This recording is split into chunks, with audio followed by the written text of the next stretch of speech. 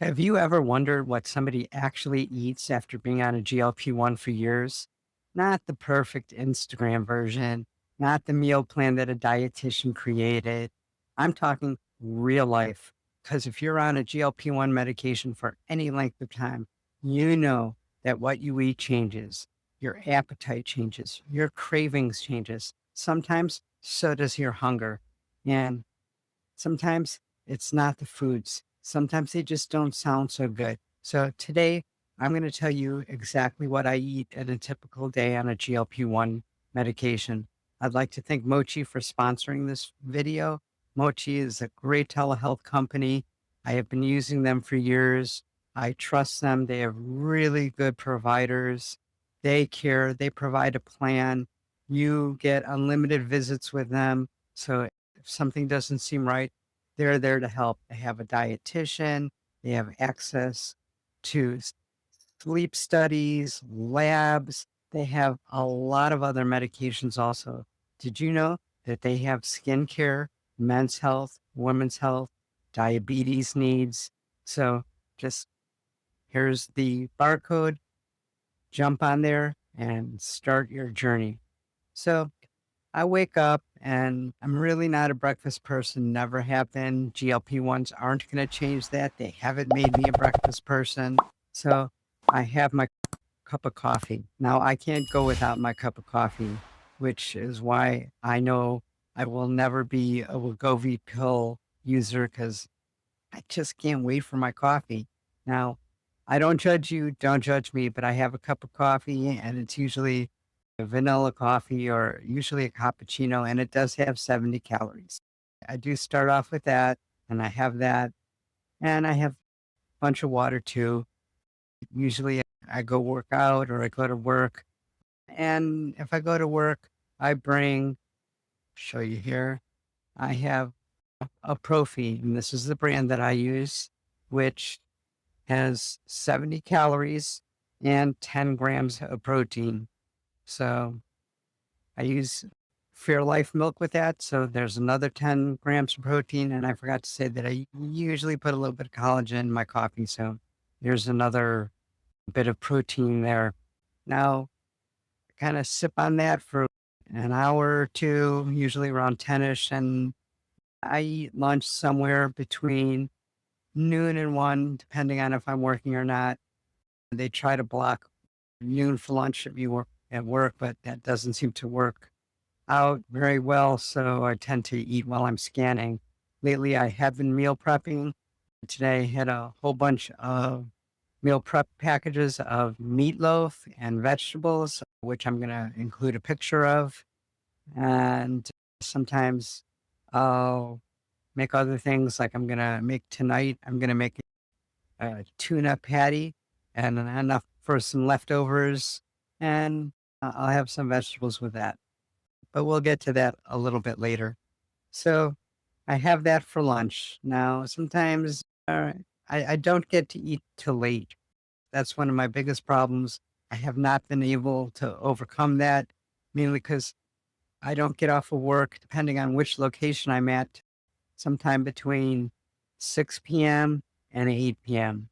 And I tend to go to bed 9ish, 9:30. So, it is kind of late. So sometimes 4:30, 5 o'clock, I have a little snack. This is my go-to. It's a Built bar. I'm kind of hooked this time on the s'mores crunch. They have other flavors and I've had them, and I've had other protein bars.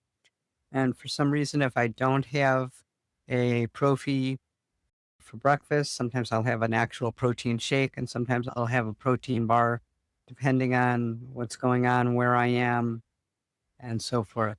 So that takes care of my typical breakfast and lunch. Sometimes, if I don't have anything meal prepped, I'll make some scrambled eggs with cheese. Sometimes I'll throw some meat in there, some sausage, or just some sausage patties, turkey sausage, and I'll prep that for lunch.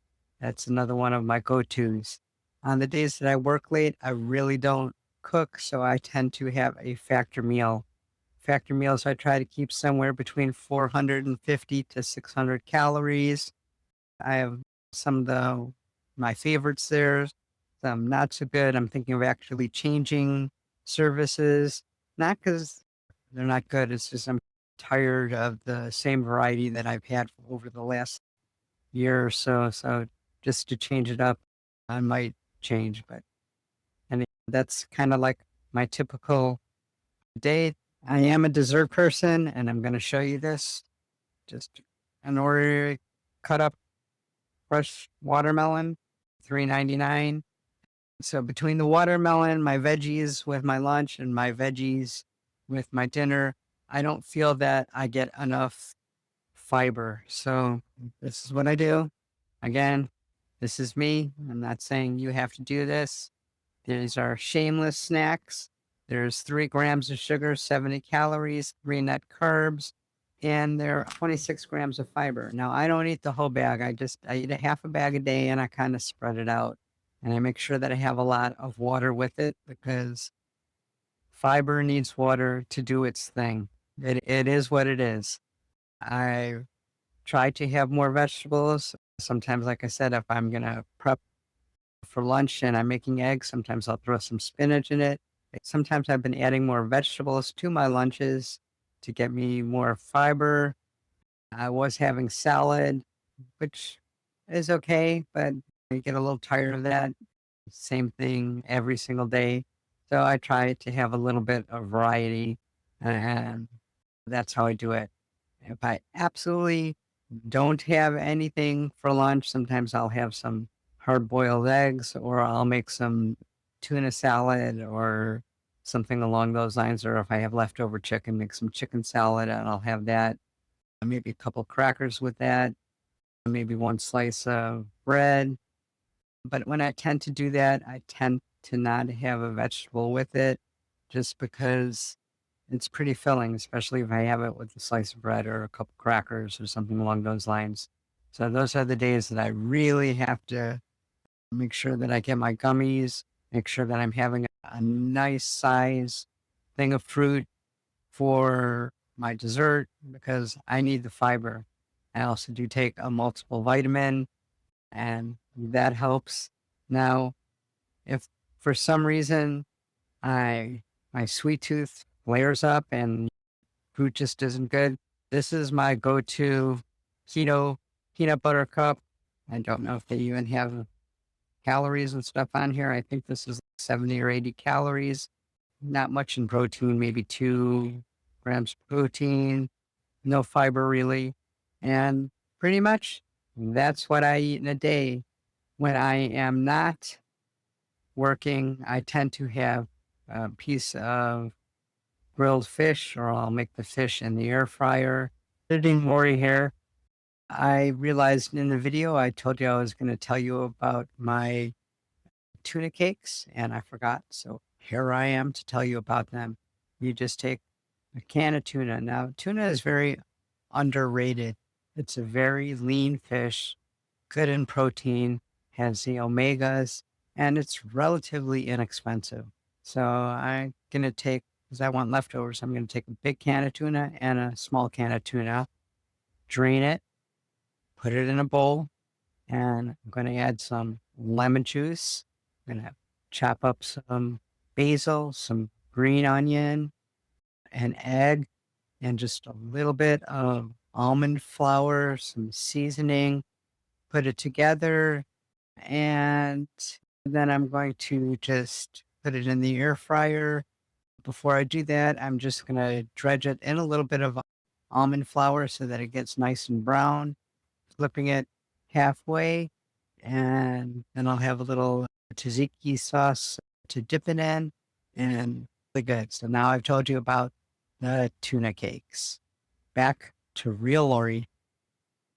My favorites are salmon, swordfish, snapper. Sometimes I'll have some tuna, and I have between 6 to 8 ounces. And one thing that I like about the fresh fish is that it is very high in protein. It tends to be low in calories.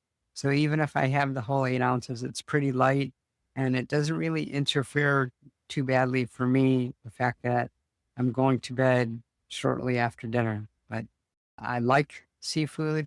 I live in South Florida, so fresh seafood is very abundant here. We have all sorts of snapper, grouper, pompano, mahi. There's all sorts of fresh seafood.